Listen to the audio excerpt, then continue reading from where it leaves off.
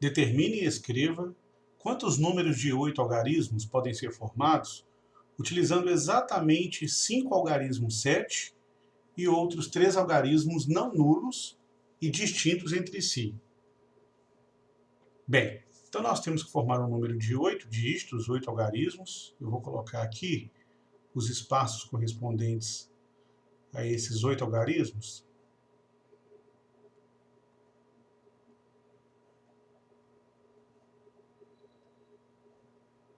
Então temos aqui 8 casas, que vão ser ocupadas cada um por um algarismo. Desses algarismos, 5 serão iguais a 7 e outros 3 algarismos serão distintos de 7, não nulos e distintos entre si. Então, digamos que os algarismos escolhidos, eu não vou colocar um exemplo com valores, mas digamos, eu vou chamar esses 3 algarismos de A, B e C. Então a questão aqui é saber quais casas serão ocupadas pelos algarismos 7 e quais casas serão ocupadas pelos algarismos A, B e C. Então digamos que eu escolho aqui arbitrariamente, de maneira aleatória, essa casa para ser ocupada pelo algarismo A, essa casa para ser ocupada pelo algarismo B, a última casa que é direito à unidade pelo algarismo C, e todas as outras 5 casas pelos algarismos iguais a 7. Bom, então a gente tem um número de 8 algarismos satisfazendo essas condições. Ocorre que a quantidade desses números vai variar de acordo com a quantidade de possibilidades para cada um dos dígitos A, B e C. Como A, B e C precisam ser dígitos distintos entre si e ainda não sendo iguais nem a 0 e nem a 7, então para, digamos, o algarismo A, nós temos 8 possibilidades.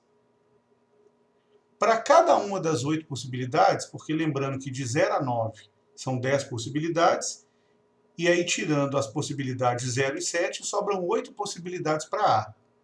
Para cada uma das 8 possibilidades de A, nós temos 7 possibilidades de B, uma vez que A e B devem ser distintos entre si. Então, multiplicando. E para cada uma das 7 possibilidades, das 8 possibilidades de A e das 7 possibilidades de B, nós temos 6 possibilidades para o algarismo C. O que nos dá 8 vezes 7 vezes 6, ou seja, existem 336 números, considerando essas posições ocupadas pelos dígitos A, B e C.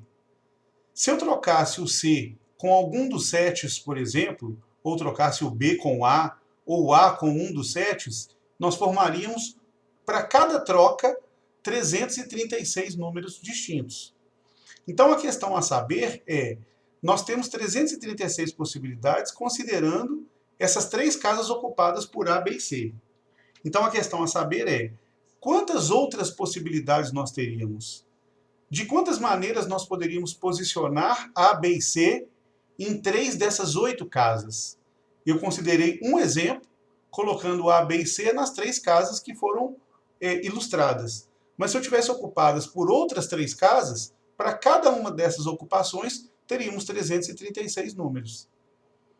Então, esse é apenas um caso em vários casos possíveis, cada caso com 336 possibilidades. E o número de casos é o número de maneiras de posicionarmos A, B e C em 3 das 8 casas. Então, o número de casos equivale ao número de maneiras de escolher 3 entre as 8 casas possíveis, ou seja, 8 escolhe 3. E 8 escolhe 3 é dado como sendo 8 vezes 7 vezes 6, dividido por 3 fatorial. Como 3 fatorial é exatamente 6, então cancelamos. 8 vezes 7, 56. Então existem 56 casos em que o exemplo que foi dado aqui em cima é um dos 56. E para cada um dos casos, há 336 números. Então, a quantidade total de números possíveis de serem formados é dado como sendo 336 vezes 56.